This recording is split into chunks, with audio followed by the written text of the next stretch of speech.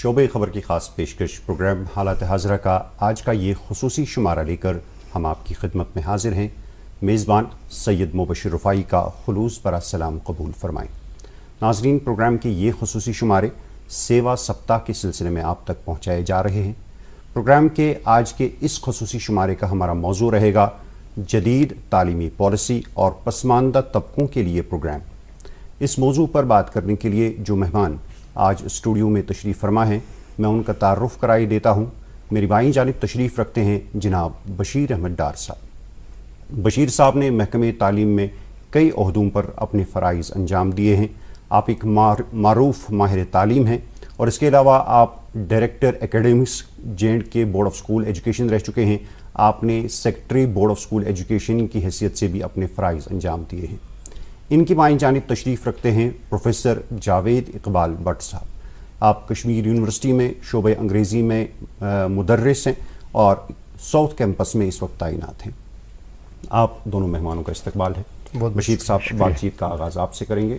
یہ جو جدید تعلیمی پالیسی ہے جس کو ہم نیو ایجوکیشن پالیسی 2020 کہتے ہیں، اس میں بہت ساری تبدیلیاں لائی جا چکی ہیں تعلیم کے تعلق سے، اور جو 1986 کی پالیسی ابھی رائج تھی اس حوالے سے بھی بہت ساری تبدیلیاں آ چکی ہیں۔ جیسے ہمارا ابھی جو سسٹم تھا وہ 10+2 کا تھا، ابھی 5+3+3+4 کر دیا گیا ہے۔ تو یہ جو نیو ایجوکیشن پالیسی ہے، ایک مختصر سا تعارف ہم لینا چاہیں گے آپ سے کہ یہ ہے کیا اور کیا فوائد ملے گے اس سے۔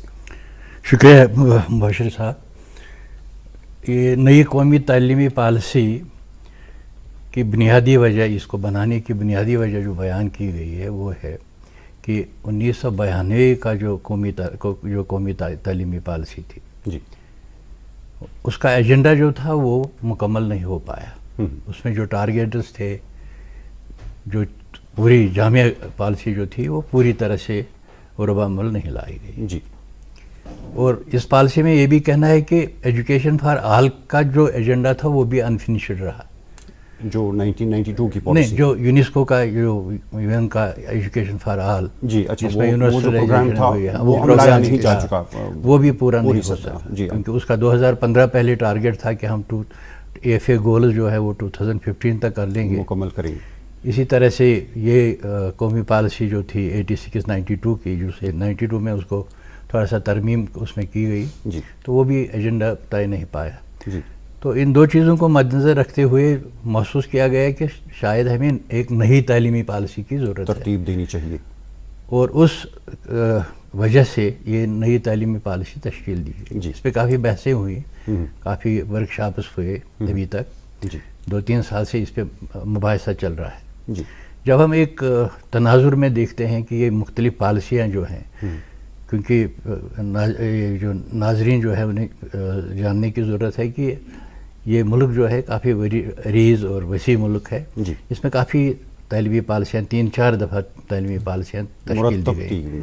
52 میں کی گئی، 68 کی تو سب سے زیادہ عمدہ پالیسی تھی کوٹھاری کمیشن کی، جی، تو اس کے بعد 86-92 کی تھی، اور بھی کافی کمیشنز بنائے گئے، اور اب ہم 2020 کی پالیسی پہ آ گئے۔ جی، تو جو ان میں جو کمیاں تھیں، کوشش کی گئی ہے کہ ان کمیوں کو کور کیا جائے کرنے کے لیے وہ خامیاں نہ رہیں۔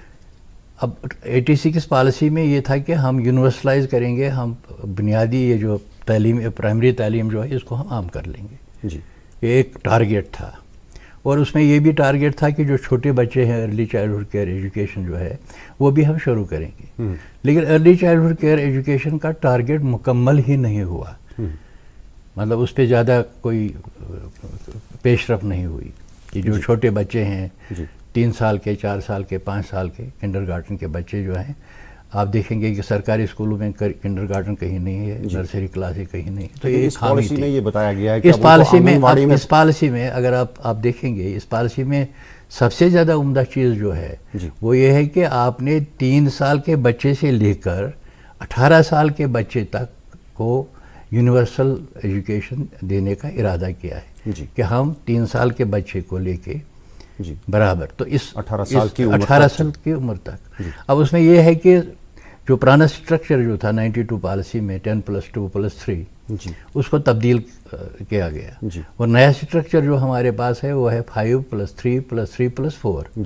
5 رہا 3 سال جو عمر کے بعد اور پہلی اور دوسری جماعت کے بچے جی، اور پھر 3 سال تیسری چوتھی اور 5ویں کے جی، پھر تیسرے سال 7ویں 6 7ویں اور 8ویں تک، اور پھر 9 10 11 اور 12 4 سال جی۔ تو یہ سب سے زیادہ عمدہ بات جو اس پالیسی میں ہے کہ اس میں باضابطہ طور پہ ایک کنٹمپلیٹ کیا گیا ہے کہ صاحب ہم یہ 3 سے 18 سال کے بچے جو ہیں ان کو یکساں سطح پہ ہم ان کے لیے تعلیم کا بندوبست کر لیں گے، یونیورسلائز کر لیں گے۔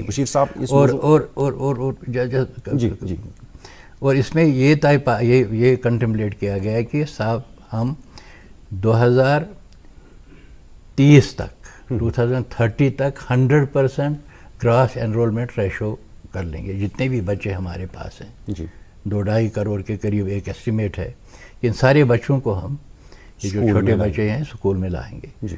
وہ آنگن واڑی سے شروع ہوگا، آنگن واڑی آلریڈی چل رہا ہے، کچھ یہ جو پہلے 5 سال جو ہیں، پہلے 5 سال جو ہیں جس میں 3 سال اس کی عمر ہی ہے، 3 سال کا کورس جو ہے، تو یہ کچھ آنگن واڑی سپریٹ آنگن واڑی ہوں گے اسٹینڈ الون، کچھ پرائمری اسکول کے ساتھ آنگن واڑیز ہوں گے، اور کچھ جو ریگولر ہمارے اسکول ہیں وہاں پہ یہ کلاسیں کس طرح مفید ہوگی یہ پالیسی، اس پر مزید بات کریں گے، لیکن میں جاوید اقبال صاحب آپ کی طرف آنا چاہوں گا۔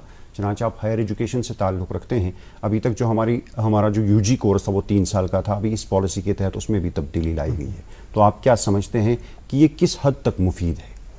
جی پہلے پروگرام میں بلانے کے لیے بہت بہت شکریہ جی۔ پچھلی بار بھی ہم نے یہ اسٹرکچر کے حوالے سے بات کی، لیکن اس بار اگر ہم دیکھیں گے اس پالیسی میں کہ پہلے تو یہ ہے کہ انڈین ایجوکیشن سسٹم کو یہ کوشش کی گئی ہے اس کو ہم الائن کریں گے ایک انٹرنیشنل سسٹم آف ایجوکیشن، خاص کر جو ایڈوانس پالیسی کا ویژن، ایک ویژن وہ ہے کہ ہم اس کو الائن کریں اس کے ساتھ جی۔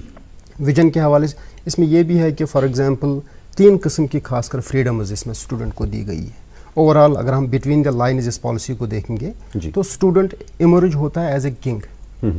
پہلے اس وقت آپ دیکھ لیجئے، اگر اسٹوڈنٹ کو کالج میں ایڈمیشن لینا ہے تو اس کو وہاں پہ کہتے ہیں کہ یہاں پہ یہ کمبینیشن ہے، آپ کو اس کمبینیشن میں سے سبجیکٹ چوز کرنا، تو وہ یہ پالیسی اس کو ختم کرنے کی کوشش کر رہی ہے، کیونکہ اس وقت کیا ہوگا کہ اگر آپ کو کورسز لینے ہیں، کیمسٹری کا اسٹوڈنٹ اب میوزک کا سبجیکٹ پڑھ سکتا ہے، میوزک اور کیمسٹری ایک ساتھ وہ پڑھ سکتے ہیں، یعنی اس سے پہلے تو یہ سہولت نہیں تھی، یہ سہولت نہیں تھی جی۔ اسٹوڈنٹ کو کچھ باسکٹس ملتی تھی، انہی باسکٹس میں سے اس کو چوز کرنا تھا، بالکل۔ اب اس کے پاس ایک بڑی باسکٹ ہے کہ وہ فزکس کے ساتھ اپنی چوائس کا لے سکتا ہے، بالکل فزکس کے ساتھ وہ آرکیٹیکچر پڑھ سکتا ہے، کیمسٹری کے ساتھ وہ میوزک پڑھ سکتا ہے۔ یہ ریسٹرکشن نہیں ہے کہ کیمسٹری کے ساتھ آپ کو وہی 2-3 سائنس سبجیکٹس وہی سبجیکٹس پڑھنے، ایک وہ فریڈم آف یونیورسٹی ہے۔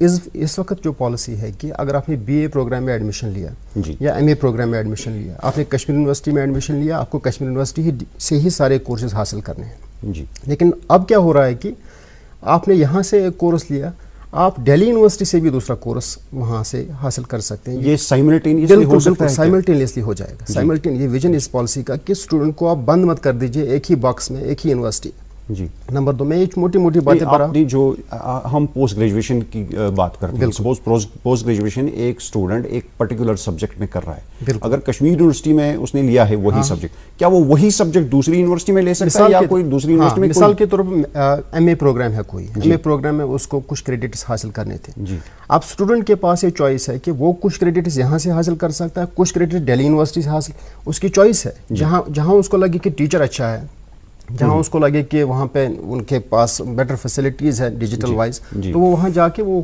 کریڈٹس حاصل کر سکتا ہے۔ ایک تو یہ فریڈم ہے، دوسرا ہے کہ فریڈم آف سپیڈ، کس سپیڈ سے وہ ڈگری حاصل کرنا چاہتا ہے، یہ نہیں کہ آپ کو 3 سال میں یہ ڈگری ملنے والی ہے تو 3 سال میں آپ کو کمپلیٹ کرنا ہے، اگر نہیں کی کمپلیٹ تو فیل، آپ کو کوئی ڈگری نہیں ملے گی۔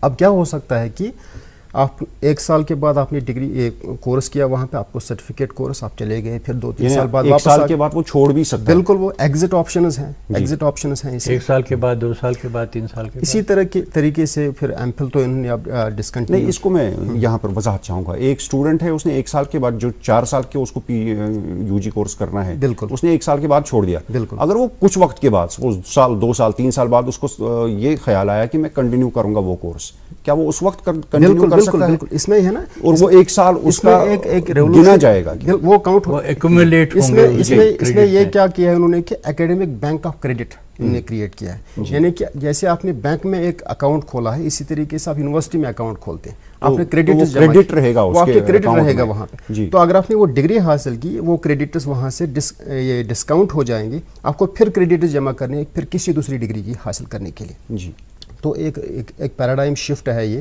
ایجوکیشن پالیسی میں. جیسا کہ میں نے کہا کہ اگر آپ بٹوین دا لائنز اس کو پڑھیں گے تو کوشش کی گئی ہے کہ ہم سنکرنائز کریں انڈین ایجوکیشن سسٹم کو گلوبل ایجوکیشن سسٹم کے ساتھ، اس کے ساتھ الائیں. اس میں ایک اور فار ایگزامپل یہ ہے کہ ہر ایک یونیورسٹی میں آپ یہ ضروری ہے کہ ایک انٹرنیشنل ایجوکیشن سینٹر ہو، تاکہ جو انٹرنیشنل بچے یہاں کنٹیکٹ کرنا چاہے وہ اس آفس کے ساتھ رابطہ کرے، یا اس یونیورسٹی کے بچے اگر کنٹیکٹ کرنا چاہیں باہر والی کسی تو اس آفس کے ذریعے. یہ وہی کانسیپٹ ہے جو یہ ہر یونیورسٹی میں یہ آفس رہے گا. بالکل. اب چونکہ گائیڈ لائنز ایڈوائزری نیچر کی ہیں، this is just a guidance. Implementation کا بھی ایجوکیشن ویسے کنکرنٹ سبجیکٹ ہے. جی اس میں ہائر ایجوکیشن میں دو چیزیں ہیں. جی ایک تو کہتے ہیں کہ ہم over a period of time we will have autonomous colleges, they will not be requiring a university کی جہاں سے وہ افلیٹ ہوں. آپ آٹونومی ان کو دے دیں گے، پالیسی کا حصہ ہے. ہاں پالیسی کا حصہ ہے کہ وہ آٹونومس ہوں گے. جی کوئی 10-12 سال کے بعد you will have autonomous colleges. جی اور دوسرا جو اس میں ہے کہ صاحب آپ فارین یونیورسٹیز کو کیمپسز کھولنے کی اجازت دیں گے، جو ابھی بڑا کنٹروورشل ہے. جی let me pass for a while. تو مطلب اس میں یہ ہے کہ کوئی بھی یونیورسٹی دنیا کی وہ یہاں آ سکتی ہے، گورنمنٹ سے اجازت وغیرہ لے کے اپنا کیمپس ہوگا. اب اس میں یہ خدشہ ہے کہ صاحب جو کاسٹ آف ایجوکیشن جو ہوگا کیا افورڈیبل ہوگا، جو عام بچہ ہے، جو عام اسٹوڈنٹ ہوگا. جی باہر سے یونیورسٹی آ رہی ہے، ان کی فیکلٹی آ رہی ہے، کاسٹ کیا ہوں گے. جی وہ بھی اس پہ مختلف رائے ہیں. جی تو اس میں سب سے مزیدار جو پروفیسر صاحب ابھی آپ سے بات کر رہے تھے، مزیدار بات یہ ہے کہ آپ کے پاس آٹونومس کالجز ہوں گے. جی اب اس میں بھی ریگولیٹری اتھارٹی ایک ہوگی کہ جو ریگولیٹ کرے گی کہ صاحب ان کے کورسز کیا ہیں. جی ویسے بھی یونیورسٹی ایجوکیشن کو کہتے ہیں یہ یونیورسل ہوتی ہے. University education is education which is universal. بالکل وہ ایک جگہ کی نہیں ہوتی ہے، اسی لیے اس کو ہم یونیورسٹی ایجوکیشن کہتے ہیں. میں بات کر رہا تھا سب سے دوسری عمدہ بات جو اس پالیسی میں ہے وہ ہے کہ آپ کے پاس پہلے یہ ایکسکیوزز تھے کہ صاحب پیسہ نہیں ہے، اے ٹی سی کے ساتھ امپلیمنٹ نہیں کر پائے، آپ کے پاس پیسہ نہیں ہے. سب سے عمدہ بات اس پالیسی میں جو مجھے لگی وہ ہے کہ آپ نے جی ڈی پی کا 6% اب ایلوکیٹ کیا. 4.3% تھا پہلے، 4.3 سے لے کے آپ نے جی ڈی پی کا 6% کر دیا. اس کا مطلب یہ ہے کہ آپ کے پاس جو پیسے کی کمی ہوتی تھی جس کی وجہ سے آپ مختلف پالیسیز کو کافی مطلب 6% از اے گڈ اماؤنٹ، مطلب 6%، 4 سے 4.3 سے لے کے 6%. جی تو دوسرا یہ ہے کہ ہائر ایجوکیشن میں انہوں نے کہا ہے کہ ہم 2025 تک 50% گراس انرولمنٹ بڑھائیں گے. جی مطلب 5 ہی سال ہیں، 5 سال میں یہ کہہ رہے ہیں کہ ہم 50%، اور یہ کہہ رہے ہیں کہ ایک ایسٹیمیٹ کے مطابق ان کو کم از کم لگتا ہے کہ 1 کروڑ کے قریب سیٹیں بڑھانی پڑیں گی یونیورسٹیز میں. جی جس کی وجہ سے یہ کہتے ہیں کہ باہر سے بھی یونیورسٹیاں آئیں، یہاں بھی آئیں، کیونکہ جب آپ یونیورسلائز کرتے ہیں، آپ اندازہ کر لیجئے ہماری جب ہم نے پرائمری ایجوکیشن یونیورسلائز کی، آپ کو ہر کوچے میں ہر ایک آدھے کلومیٹر میں آپ کو ایکسیس کے لیے ایک سکول ملتا ہے. جی بالکل. تو جب آپ یونیورسٹی جب آپ ہائر ایجوکیشن کو کوشش کریں گے کہ کم از کم 50% یونیورسلائز ہو، نیٹ بھی ایک جال بچھانا پڑے گا. پروفیسر صاحب میں آپ سے یہ جاننا چاہوں گا، جب ہم یہ کہتے ہیں، آپ نے بھی فرمایا کہ اس کو انٹرنیشنلائز یا انٹرنیشنل لیول پہ ایجوکیشن کو لانا ہے، جو اس پالیسی کا ایک مقصد ہے یا ویژن ہے، تو کیا آپ سمجھتے ہیں کہ جو فارن کنٹریز کی یونیورسٹیز ہیں ان کو ضرورت پڑے گی کیا یہاں پہ اپنے کیمپسز کھولنے کی، اور کیا ہمارے پاس اتنی یونیورسٹیز ہیں کہ جس طرح ابھی بشیر صاحب نے فرمایا کہ جو انرولمنٹ بڑھانا ہے؟ بالکل یہ کوشچن جو ہے پچھلے ڈسکشن ہو رہی ہے، کچھ کنٹروورسی بھی ہے اس کے اوپر، لیکن ایک ڈیمانڈ ہے. اگر آپ دیکھیں گے کہ کتنے انڈین اسٹوڈنٹس باہر جاتے ہیں پڑھنے کے لیے، اگر آپ یو ایس میں جائیں گے لاکھوں کی تعداد میں انڈین اسٹوڈنٹس وہاں پڑھنے کے لیے جاتے ہیں. آپ یورپ دیکھیں گے کتنے اسٹوڈنٹس وہاں جاتے ہیں. اب ایک تو یہ ہے کہ ایک ڈیمانڈ ہے یہاں سے کہ ہم ایک انٹرنیشنل ڈگری حاصل کرنا چاہتے ہیں کسی گلوبلی ریکگنائزڈ جو ٹاپ رینکنگ یونیورسٹی ہے، ہم وہاں کی لیبل چاہتے ہیں، تو ایک ڈیمانڈ ہے، پاپولر ڈیمانڈ۔ دوسرا آپ اس کا ایک فائنینشیل اینگل دیکھ لیجئے، جو بچہ یہاں انڈیا سے وہاں جاتا ہے تو وہ جتنا انویسٹمنٹ اس ایجوکیشن پہ کرتا ہے وہ تو سارا اس کنٹری کی طرف چلا جاتا ہے، یعنی جیسے کہ اگر کسی نے ایڈمیشن لیا وہاں اس یونیورسٹی میں، یو ایس کی کسی یونیورسٹی میں، جتنی بھی وہ فیس دے گا اپنی کورس کے دوران، ٹیوشن فی، وہاں پہ رینٹ وغیرہ، انشورنس، بہت سارے سبھی خرچ وہ سارا پیسہ اسی کہاں سے کنٹری میں خرچ ہوتا ہے، وہ تو پیسہ یہاں سے جائے گا وہاں۔ تو ایک ویژن وہ بھی ہے کہ اگر وہ یہاں پہ اپنا کیمپس کھول، یہاں پہ کیمپس کھول کے بچے کو یہاں اپنے ملک میں بیٹھ کے ہی ایک ہمارا پیسہ ہمارے ایک ٹاپ رینکنگ یونیورسٹی کی ڈگری مل سکتی ہے۔ اب اسے دوسرا پازیٹیو یہ بھی ہو سکتا ہے کہ ایک کمپٹیشن بلڈ ہوتا ہے، جیسے اگر یہاں پہ یہ آکسفورڈ یونیورسٹی، کیمبرج یونیورسٹی یا امریکہ کی کوئی ٹاپ یونیورسٹی، انہوں نے یہاں پہ کیمپس کھولا تو ود ان دا کنٹری ایک کمپٹیشن بلڈ ہو جاتا ہے کہ اگر ہمارے اسٹوڈنٹس اب سارے وہاں چلے گئے تو we have to also look into our own universities کہ کیسے ہم اس کا ہیومن ریسورس کمپیٹ کر سکیں اور ان کی لیول کی یونیورسٹیز اپنی قائم کر سکیں۔ اور اس میں ایک اور چیز یہ ہے کہ ہائر ایجوکیشن میں انہوں نے کہا ہے کہ ایک ویژن جو ہے کہ diversity of faculty, diversity of student profile, کہ ایک ہی جیسے اگر آپ دیکھیں کہ اگر ایک باغ میں ایک ہی قسم کے پودے ہوں گے تو وہاں ایک تتلی بھی نہیں آتی، تو ایک ڈائیورسٹی ہونی چاہیے، چاہے وہ امریکہ کوئی اسٹوڈنٹ، یورپ کا کوئی اسٹوڈنٹ، تو کراس فرٹیلائزیشن سے وہ دماغ اور ایجوکیشن میں جو ایکسچینج آف آئیڈیاز ہوتا ہے بہت امپورٹنٹ ہے۔ تو وہ کنویں کی مینڈک، جیسے سوامی وویکانند نے ایک بار کہا تھا وہاں یو ایس میں لیکچر دینے کی، فراگ ان دا ویل ایٹیٹیوڈ، وہ ختم کرنا ہے، اب بارڈرز ختم ہو رہے ہیں۔ تو ایک گلوبل سٹیزنشپ کا ویژن ہے اس پالیسی کے پیچھے کہ ہمارے اسٹوڈنٹس کو اب اوپر آنا ہے، یہ نہیں کہ آپ نو ڈاؤٹ انڈین ایتھوس اور کلچر اس پہ بھی فوکس ہونا چاہیے، لیکن اب جو انٹرنیشنل لیول پہ کمپٹیشن ڈیولپ ہو رہا ہے اس کو میٹ کرنے کے لیے we have to do these steps. Bashir صاحب، ابھی جو ہم یہ دیکھ رہے ہیں پروگرام کا جو ہمارا آج کا جو موضوع ہے، ہمارا اس کا ایک حصہ یہ بھی ہے کہ اس میں پروگرام کیا ہے فار مارجنلائزڈ سیگمنٹس۔ آپ سمجھتے ہیں کہ کیونکہ جو ہمارا ملک ہے یہاں پر، جیسے آپ نے خود کہا کہ بہت سارے بچے ہیں جو بنیادی تعلیم سے محروم رہ جاتے ہیں، تو پھر تو ہائر ایجوکیشن کی تو بات ہی نہیں ہے، تو مارجنلائزڈ سیگمنٹس جو ہیں ان کے لیے کیا ہے اس پالیسی میں؟ پہلی پالیسیز بھی جو تھیں 68 سے لے کے، میں گزارش کروں کہ ان پالیسیز میں بھی ایک پروویژن تھا جو مارجنلائزڈ گروپس ہمارے ہیں ان کے لیے اسپیشل انسینٹیوز جو تھے وہ اس میں دستیاب تھے۔ اب اس میں بھی جب ہم دیکھتے ہیں تو اس میں کیش انسینٹیوز بھی ہیں، اسپیشل پروگرامز بھی ہیں ایجوکیشن کے جو مارجنلائزڈ گروپس ہیں، جیسے بہت سارے بچے ہیں ان کے والدین فیس ادا نہیں کر سکتے ہیں یا ان کے آس پاس ایجوکیشن اویلیبل نہیں ہے۔ اس میں دو تین چیزیں ہیں اس پالیسی میں، اور 86-92 پالیسی میں بھی یہ تھا، شیڈول کاسٹ کا ذکر تھا، شیڈول ٹرائبز کا ذکر تھا، ادر بیکورڈ کلاسز کا ذکر تھا، اور باقی جو مارجنلائزڈ گروپز جو ہیں ان کا ذکر تھا، اور مائنارٹیز کا ذکر تھا۔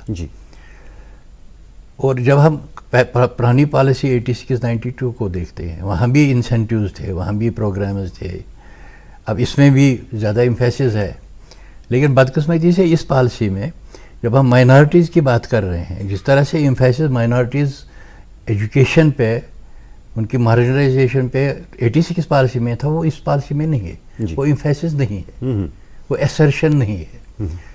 بدقسمتی یہ ہے کہ سچر کمیٹی کے بعد ان کو چاہیے تھا کہ مائنارٹیز ایجوکیشن پہ زیادہ ایمفیسس ہوتا، لیکن 92 کی پالیسی ہم جب دیکھتے ہیں وہاں تو ہم ایمفیسس دیکھتے ہیں، وہاں کانسٹیٹیوشن کی بات ہے، وہاں مائنارٹی ایجوکیشن انسٹیٹیوشنز کی بات ہے، ان کے سپورٹ کی بات ہے، ان کی لینگویجز کی بات ہے مائنارٹیز کی۔ لیکن یہ چیز مسلمہ ہے کہ اس پالیسی میں بھی جتنے بھی مارجنلائزڈ گروپس ہیں ان کے لیے اسکالرشپس، بال بھونز، مطلب رہنے کی جگہ جو ان کے پاس بورڈنگ، تو وہ اس کا خیال رکھا گیا ہے۔ خیال رکھا۔ پروفیسر جاوید صاحب، اسی بات کو آگے بڑھاتے ہوئے، کچھ بچے ایسے رہتے ہیں ہمارے ملک میں کہ وہ پرائمری ایجوکیشن تو حاصل کرتے ہیں یا مڈل لیول یا ہائر لیول تک جاتے ہیں، لیکن بعد میں ان کو دقت آتی ہے ہائر ایجوکیشن حاصل کرنے کی، کیونکہ یونیورسٹیز آس پاس میں اویلیبل نہیں ہیں، کسی دوسرے شہر میں جانا ہے۔ تو کیا آپ سمجھتے ہیں کہ اس پالیسی میں ایسے بچوں کے لیے وہی مارجنلائز سیگمنٹس جو ہوں گے ہائر ایجوکیشن لیول پہ؟ بالکل، مجھے لگتا ہے کہ کافی تھنکنگ گئی ہے اس ایشو کو لے کر اس پالیسی میں۔ پہلے تو اگر آپ نیچے سے ہی دیکھیں گے کہ پہلے تو مڈ ڈے میل اسکیم تھی، اب بریک فاسٹ کو بھی انکلوڈ کیا گیا ہے اسکول میں، یعنی کہ آنگن واڑی میں بریک فاسٹ کو بھی اب انکلوڈ کیا گیا. ہیلتھ چیک اپ جو ہے وہ مینڈیٹری ہے، ہیلتھ چیک اپ مینڈیٹری. اس کے علاوہ جو انہوں نے کیا ہے کہ اسپیشل ایجوکیشن زونس کریٹ کیے جائیں، جیسے اکنامکس میں ہم کہتے ہیں اسپیشل اکنامک زونس، اس میں اسپیشل ایجوکیشن زونس، ان زونس کو آئیڈینٹیفائی کیا جائے جہاں پہ بچے ان کو تعلیم نہیں ملی، وہ سوشلی بیکورڈ ہے، اکنامکلی بیکورڈ ہے، تو ان کو آئیڈینٹیفائی کر کے. اس کے علاوہ ٹیچرس کو special incentives to work in these far flung areas, ان کو اسپیشل انسینٹیوز دیے جائیں. اور ٹرانسفر جو ہے، ٹرانسفر پالیسی خاص کر ٹیچرس کو وہ بڑی دقت رہتی ہے کہ ایک جگہ سے دوسری جگہ 1 سال رہا تو کسی کی منمانی پہ اس کو پھر دوسری جگہ وہاں پہ شفٹ کیا جاتا ہے، تاکہ ایک اسٹوڈنٹ کے سامنے ایک رول ماڈل رہے کافی دیر تک. اور ٹرانسفر پالیسی وہ بھی اسی کا حصہ ہے کہ تاکہ ان کو بچوں کو وہاں پہ فائدہ مل جائے. جی. اس کے علاوہ اسکالرشپس کی بات انہوں نے وہاں پہ پالیسی میں کی ہے. تو اوور آل مجھے لگتا ہے کہ from bottom to top student emerges as a winning, he is the winner in this. اب اس میں ایک بات رہ جائے گی جو کہ بڑی ضروری ہے. ایک یہ ہے کہ پہلے بھی مدر ٹنگ پہ بڑا امفیسس تھا کہ صاحب آپ میڈیم آف انسٹرکشن مادری زبان کو بنائیے، کیونکہ ایز آف لرننگ جو ہوتی ہے، آسانی ہوتی ہے سیکھنے میں، ایکسپریشن بھی بہت اچھا رہتا ہے اپنی مدر ٹنگ. تو اس میں بھی امفیسس ہے کہ مدر ٹنگ یا ہوم لینگویج آپ کوشش کر دیجیے میڈیم بنانے کی. نمبر 1. نمبر 2، 3 لینگویج فارمولہ وہ کافی دیر سے 48 سے چلی آ رہی ہے، اس پہ بڑی بحثیں ہوئی کانسٹیٹیوئنٹ اسمبلی میں بھی، ہر ایک جگہ ہوئی. تو they are continuing with that. اور سب سے مزیدار بات جو ہے، ایک اسرشن ہے، ایک ایشورنس ہے کہ صاحب ہم کسی بھی لینگویج کو امپوز نہیں کریں گے. وہ تو بڑی خوش آمد بات ہے. دیکھنا ہے کہ ایسا ہوگا کہ نہیں امپلیمنٹ ہوتا ہے. جی بالکل. لیکن یہ وہی بات ہے جو کہا وہ کیا. لیکن اسی پالیسی میں انہوں نے کہا ہے کہ اسی پالیسی میں کہا ہے کہ ہم کوئی لینگویج امپوز نہیں کریں گے. جی. تو بشیر صاحب اسی بات کو آگے بڑھاتے ہوئے میں آپ سے یہ جاننا چاہوں گا کہ ہمارے ملک میں جو ایجوکیشن سسٹم ہے وہ بہت زیادہ پرائیویٹ سیکٹر میں، جو خاص کر جو لوور لیول پہ ہے یا مڈل لیول تک، ہائر لیول تک بھی ہے، اس میں پرائیویٹ سیکٹر کا ایک بہت رول رہتا ہے. تو پرائیویٹ سیکٹر میں انگلش میڈیم سکولز ہیں، سبھی جتنے بھی سکول ہیں وہ سارے انگلش میڈیم، اور سرکاری سطح کے جو سکول ہیں وہاں پر ہندی میڈیم ہے یا اردو میڈیم ہے، یا بہت سارے سکولز میں جو آپ نے مدر ٹنگ کی بات کہی وہاں پہ اسی میڈیم میں سکھایا جاتا ہے. تو اس تفاوت کو دور کرنے کے لیے پالیسی میں کیا ہے؟ اس میں دیکھیے اکثر لوگوں کا کرٹیسزم یہ ہے کہ صاحب آپ کہہ رہے ہیں جو غریب بچے ہیں وہ مدر ٹنگ میں پڑھیں، باقی لوگ انگریزی میں پڑھیں. انگریزی کی امپلائبلٹی زیادہ ہے، بالکل، اس کو اپرچونٹیز زیادہ ہیں. صحیح بات. تو ایک ریزسٹنس ہے. اس ریزسٹنس کی وجہ سے آپ دیکھ رہے ہیں کہ ہماری جو اسٹیٹ تھی پہلے، اب تو یونین ٹیریٹری ہے، یہاں انگلش میڈیم سٹارٹ ہوا اب 8-10 سال سے ہوا. سب میڈیم ہی تبدیل کیا. ہمارا تو اردو میڈیم تھا گورنمنٹ اسکول میں، وہاں بھی انگریزی ہے، پرائیویٹ اسکولوں میں بھی انگریزی میڈیم ہے. اس میں کوئی دقت نہیں ہے، لیکن پالیسی میں ایک گنجائش ہے کہ اگر کہیں کچھ لوگ چاہیں کہ وہ اپنی مادری زبان میں تعلیم حاصل کرنا چاہیں تو وہ کر سکتے ہیں، کیونکہ امپوزیشن کی باقی یہ جو انگریزی جو ہے وہ تو ایکویٹی کی بات ہے کہ میں انگریزی پڑھوں گا، میں بڑا افسر بن جاؤں گا، مجھے اچھی نوکری ملے گی. لیکن غریب کا بچہ جو ہے وہ مادری ٹنگ میں پڑھے گا. آپشن تو ہونا چاہیے. بہرحال یہ ضروری نہیں ہے کہ اسے امپوز کر کے رکھیں، آپ کسی لینگویج کو آپ میڈیم بنائیں، بلکہ مدر ٹنگ انسٹرکشن بنانے کی جو دقتیں ہیں، آپ کے کلاس روم میں 3-4 زبانوں کے بچے ہیں. آپ تیسری جماعت لے لیجئے، ایک کلاس روم میں بیٹھے ہیں، وہاں ایک گوجر کا لڑکا ہے، پہاڑی ہے، اور کوئی ہے ڈوگری کشمیری بولنے والا ہے. آپ کس لینگویج کو استعمال کریں اور کتنی دقتیں ہوں گی اس میں. تو اسی دقتوں کی وجہ سے ہی لوگوں نے مدر ٹنگ کو شامل، جو سدرن اسٹیٹس جو ہماری ہے وہاں انہوں نے مدر ٹنگ کو لے لیا، گلیڈلی لے لیا، کیونکہ ان کے پاس وہ ہوموجینٹی تھی. ہمارے پاس تو اتنی ہیٹروجینٹی اور ڈائیورسٹی ہے کہ ہم تو افورڈ بھی نہیں کر پاتے کہ میں 10 بچوں کو لے لوں گا تیسری جماعت میں، وہ 10 لینگویجز کا، وہ تو بڑی دقتیں ہیں، وہ ہم نے پہلے بھی دیکھا. اس میں تو ہے. جی پروفیسر صاحب، آپ سے یہ بات جاننا چاہیں گے کہ ابھی جو صورتحال بن رہی ہے تو زندگی تقریباً الیکٹرانک موڈ پہ آ رہی ہے. ابھی سارے کام الیکٹرانک موڈ کے ذریعے ہو رہے ہیں، اور ای کلاسز کا جو جہاں تک تعلق ہے، پی ایم ای ودیا کے تحت جو ای آن لائن کلاسز ہیں اس کے بارے میں آپ کیا کہیں؟ بالکل. دیکھیے جب یہ 1986 کی پالیسی آلدو میں اس وقت کافی ینگ تھا, مجھے اس کے بارے میں اتنا, لیکن جب میرے پڑھنے میں آیا ہے کہ جو اس کے بارے میں آرٹیکلز ریسرچ پیپرز پڑھتے ہیں کہ اس وقت بھی بڑا پیسمزم تھا پالیسی کے بارے میں, کیا ہوا, یہ کس نے اپنی ویژن ہے اس گورنمنٹ کا. لیکن 86 کے بعد آپ دیکھیے ٹیلی کمیونیکیشن ریولوشن آیا, اب پالیسی کو اپڈیٹ کرنا تھا. تو اس پالیسی میں بھی ابھی آپ نے بات کی کہ یہ جو مدر لینگویج کے بعد میں اس پہ آ جاؤں گا جو آپ نے پوچھا. اس کے جو پہلے چیئر پرسن تھے وہ تھے ٹی آر سبرامنیم, وہ ساؤتھ کے تھے. اور جو چیئر پرسن اس ڈرافٹ کمیٹی اس کے تھے وہ ہے یہ کستوری رنگن, وہ بھی ساؤتھ کے تھے. تو ان کا فوکس مدر لینگویج پہ, نوئنگ ویل کے ساؤتھ میں کتنی ریزسٹنس ہے, انہوں نے وہاں پہ یہ اسٹارٹنگ. اور یہ ہے کہ دس از بائی لنگول, بڑا یہ کوئی concurrent, education is a concurrent subject. State کو آن بورڈ لینا ہے, سینٹر امپوز نہیں کر سکتی, یہ ایڈوائزری نیچر, سارے خطوں کو آن بورڈ لینا ہے. بالکل, کیونکہ ڈائیورسٹی ہے جیسے انہوں نے. آن لائن خاص کر ابھی جو آپ نے پوچھا آن لائن کے بارے میں universities are getting now ready to face this challenge, خاص کر اس پینڈیمک کی وجہ سے. اب پوری ہر ایک یونیورسٹی انیشلی بڑی ریزسٹنس تھی کہ کیسے پڑھائیں گے ہم بچوں کی پرابلمز, لیکن اب یہ بھی ایک کل ہی میں پڑھ رہا تھا کہ لیپ ٹاپ سب ڈسٹریبیوٹ ہوں گے اسٹوڈنٹس جن کے پاس نہیں ہے, یا یہ جو آئی فونس موبائل فون جن کے پاس یہ سہولت نہیں ہے, تاکہ اسٹوڈنٹس یہ دے کین کیچ اپ, تاکہ ان کو کوئی زیادہ اس میں نقصان نہیں. ضرورت بنتی جا رہی ہے کہ ہم آن لائن کلاسز کے لیے ایسے انتظامات کریں. اس میں ڈیجیٹل ایجوکیشن جو ہے جس کی بات کی گئی ہے وہ کافی اہم ہے, لیکن دقت اس میں یہ ہے کہ آن لائن میں جو دقتیں ہیں آن لائن ایجوکیشن وہ ہم دیکھ رہے ہیں. مطلب جہاں سکولوں نے کوشش کی کہ آن لائن کلاسز دے دیں, زوم پہ دے دیں. میں نے خود کوشش کی, I was a part of research in this. میں کچھ کل ہی میں نے ایک چھوٹا سا پیپر بنایا کہ ہمیں لگا کہ جو چھوٹے بچے ہیں 8ویں تک جو بچے ہیں وہ 25% بھی لرن نہیں کر پا رہے ہیں آن لائن سے. ایک تو سپیڈ کی بات ہے, یہاں 2G ہے, یہاں 4G نہیں ہے, اور دوسرا جو آپ کا امیڈیسی نہیں رہتی ہے بچوں کے ساتھ. لیکن ڈیجیٹل ایجوکیشن کا ایک رول ہے جو آپ کہہ رہے تھے, جو لوگ باہر ہیں سسٹم سے وہ ڈیجیٹل ایجوکیشن سے فائدہ اٹھا سکتے ہیں. وہ فائدہ اٹھا سکتے ہیں. تو بشیر صاحب میں آپ سے یہ بھی جاننا چاہوں گا, ابھی کووڈ کی بات چلی نا, جو اس صورتحال کی وجہ سے یہ آن لائن سسٹم کو اور زیادہ فروغ ملا ہے. ابھی JEE اور نیٹ کے ایگزامز ہوئے نا, تو کیا آپ کو لگتا ہے کہ وہ اچھے ماحول میں ہوئے, ان کے لیے انتظامات صحیح تھے, تیاریاں ٹھیک ہوئی تھی؟ دیکھیے امتحان کنڈکٹ کرنے کی جو بات ہوتی ہے, امتحان کے 3 پہلو ہوتے ہیں. ایک تو اس کا ایکیڈمک آسپیکٹ ہوتا ہے, دوسرا ایک ایڈمنسٹریٹو آسپیکٹ ہوتا ہے, اور ایک پھر ایویلیویٹو آسپیکٹ ہوتا ہے. جہاں تک ایڈمنسٹریشن آف ایگزامینیشن ہے, صاحب آپ بچوں کو لائیے, ڈسٹنسنگ کر لیجئے, آپ کے پاس جگہ چاہیے اور بچوں کو بٹھائیے. اس ایکسٹینٹ تک تو وی ہیڈ گڈ ایگزامینیشنز. مجھے اپنی رپورٹز جو ہیں, ویمن کالج میں سینٹر تھا, وہاں میرا اپنا بیٹا وہاں کام کر رہا ہے, ہی ٹولڈ, بلکہ وہ he was on supervisory staff. تو میں نے اس سے فیڈ بیک لیا, اس نے کہا بہت خوش اسلوبی سے یہ امتحان ہوا. لیکن کیا ان بچوں نے آن لائن کچھ فائدہ لیا؟ اس سے پہلے جو بات چلی وہ تو دوسری بات ایجوکیشن کی بات چلی, وہ تو دوسری بات ہے, کیونکہ آن لائن کتنا انہوں نے سیکھا, کیا سیکھا, کیا نہیں سیکھا. اور پروفیسر صاحب آخر میں آپ سے یہ جاننا چاہوں گا کہ یہ جو نیو ایجوکیشن نیشنل پالیسی جو ابھی ہے, اس میں ٹیچرز کے لیے کیا کیا پروگرام ہیں, اس میں کیا ٹیچرز کو کیسے فائدہ ملتا ہے؟ بالکل, پہلے تو ٹیچر اپوائنٹمنٹ پروسیس جو ہے اس کو تھوڑا سا اسٹریم لائن کرنے کی کوشش کی گئی ہے کہ پرائمری لیول سے ہی ٹیچرز کے لیے ٹیچر ایلیجبلٹی ٹیسٹس رہیں گے, تاکہ جو بھی وہاں پڑھانے جائے گا he has to go for this test, اس کو پاس کرنے کے بعد وہ وہاں پہ پڑھائیں گے. اسی طرح نیشنل ٹیسٹنگ ایجنسی کو بھی اس کے ساتھ کولیبریٹ وہ کریٹ کیا گیا ہے.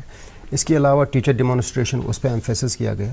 لیکن جو میں نے اس سے پہلے بھی کہا تھا کہ ٹرانسفر پالیسی میں انہوں نے کہا کہ اس کو ریسٹرکٹ کرنا ہے, کہ بار بار ٹرانسفر پالیسی کو روکنا ہے. اس کے علاوہ ورٹیکل موبلٹی کے چانسز, ٹیچرز کو پروموشن کے چانسز, اور ٹریننگ سے متعلق یہ بھی کہہ دیجئے کہ آپ 4 سال کا بی ایڈ کورس, 4 سال کا بی ایڈ کورس, خاص کر جو 10+ 2 سال کا ہوا, ابھی تو national curriculum frame work for teacher education بننے جا رہا ہے. 4 سال کا وہ 2022 میں بن جائے گا. جب وہ سامنے آئے گا تو یہ ہے کہ صاحب آپ ٹیچر کو 4 سال کے لیے انٹیگریٹڈ بی ایڈ کورس چاہیے. ٹھیک ہے بشیر صاحب, اس موضوع پر اور بھی بات ہو سکتی تھی, لیکن میرا ماننا یہ ہے کہ جب بھی کوئی نئی پالیسی, نیا پروگرام بنتا ہے, اس میں خوبیاں بھی ہوتی ہیں اور کچھ خامیاں بھی. اب جب امپلیمنٹیشن کی بات آئے گی تب ہمیں خوبیوں اور خامیوں کا پریکٹیکلی پتہ چلے گا. بہرحال آپ اسٹوڈیو میں تشریف لایا, بہت اچھی بات ہے کہ آپ کے ساتھ بہت مزہ آیا پروگرام کرنے کا. آپ کا بہت بہت شکریہ بشیر صاحب, اور پروفیسر جاوید صاحب آپ کا بھی بہت بہت شکریہ. ناظرین, پروگرام کے آج کے شمارے کا وقت اختتام کو پہنچتا ہے. اپنے میزبان کو اجازت دیجیے. خدا حافظ.